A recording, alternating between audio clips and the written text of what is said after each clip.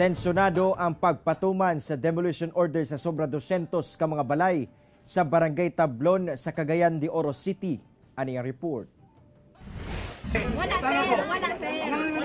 Wala binibili. Sir. Kasama na among balay sa kabuhaton ninyo. Wa mapugni niining mga nagpuyo sa Purok 11 Barangay Tablon, Cagayan de Oro City ang ilang gibati. Diyang nangabot na ang demolition team aron ipatuman ang demolition order gikan sa korte. Ang mga pulis naka-anti-riot gear. Miharang ang mga residente sa gate kay matud pa dili kuno makatarunganon ang ginahimo kanila. Hangyo lang, kinasing-kasing nga hangyo. Himuon nga tong legal, dili illegal. Kay kanang nagdipulis sa imo dili tag-iya. Nay, tag-iya ni Catalino Nere, 1931. Wala mi kabaluan na sir. Sila mismo gaingon na 1 month before sila mo demolish, mo hatag sila notice. Mangpaibalo sila sa katawan na mo demolish sila. Wala gyud sila gihatag na notice sir. Ang ubang residente nahimong emosyonal. Nang sir nga, dili ko ma-emosyonal nga wa man gyud mi katuan. Asa man mi paingon hatagan naman mig 5 kilo buga. Wa mi katuan. Nga asa man mi daghan mi mga pamilya, mga pagumangkon, mga apo. Asa man na namo karon?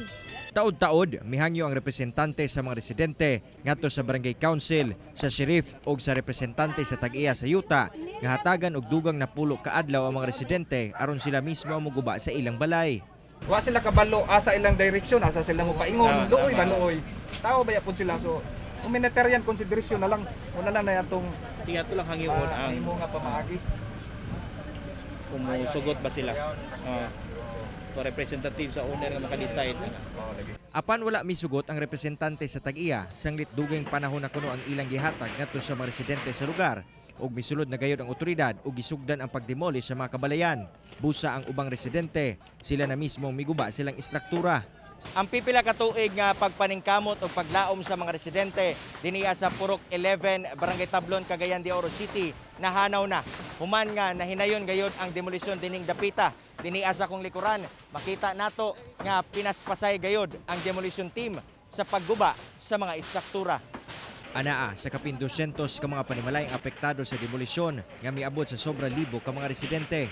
Matod sa sheriff, November 29, 1988 pa migawas ang desisyon sa lower court nga ang tag-iya sa yuta kay ang pamilyang Girnila ug niadtong Setyembre 1995 unang nagpatuman og demolisyon sa lugar. Nasundan kini niadtong November 1998 human duna gyapoy mamuyo sa lugar human sa demolisyon. Tuig 2013 aduna nasab na muyo sa lugar ug karon nagpatuman na sab og demolisyon. So ang nanulod din nangatiguang na karon. Ang katong bata pa nangagdagko na. Ana ra na sa istorya. Suloy lang ang plaintiff actually sa ilahang kuan nga. Gakuan sila sa ahaman ng hustisya nga nag-agi man sila og insakto nga paagi. Nagkuan sila sa korte. Nangayo og pagsabot ang barangay ngadto sa mga residente ug ipasalig nga andam silang mutabang kanila. So kami isip barangay na sa tong area subok man kaayo no ma-demolish sila pan kinaamang gay balaod nga ipatuman. So kami nagwitness lang mi diri sa pangitabo nga hopefully peaceful, walay kagubot, malinawon lang ang maong pag-operation diri karon buntaga. Kauban si Makoy Sempron sa kamera. Ako si Cyril Chavez para sa One Mindanao.